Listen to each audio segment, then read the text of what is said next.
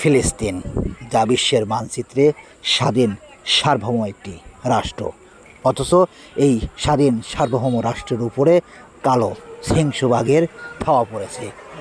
আর সেই ইসরায়েল বাহিনী ফিলিস্তিনের নিরস্ত্র অসহায় মানুষের উপরে গুলিবর্ষণ, ভারী ভারী অস্ত্রশস্ত্র দিয়ে তাদের ভিটেবাড়ি থেকে শুরু করে সব কিছু উচ্ছেদ করে দিয়েছেন, মিশিয়ে দিয়েছেন মাটির সাথে।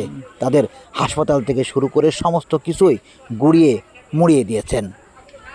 তাদের হাসপাতাল থেকে শুরু করে তাদের গ্যাস, বিদ্যুৎ, পানি সব কিছুতেই তাদেরকে বঞ্চিত করেছেন।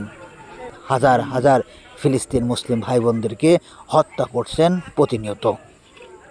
আর এই স্বাধীন ফিলিস্তিনের স্বাধীনতার পক্ষে ভোট না দেওয়া আর্জেন্টিনার সমর্থকরাও রয়েছেন এই আমাদের বাংলাদেশে, যা ভাবতেই কষ্ট হচ্ছে।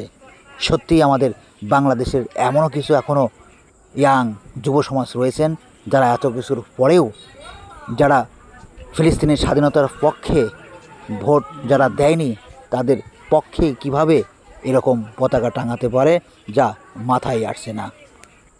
তাহলে কি আমরা আমাদের বিবেককে জাগ্রত করতে পারছি না, নাকি জেনেও না জানার ভান করছি?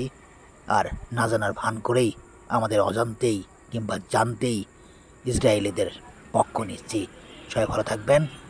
ধন্যবাদ আনতে জনি ভাই।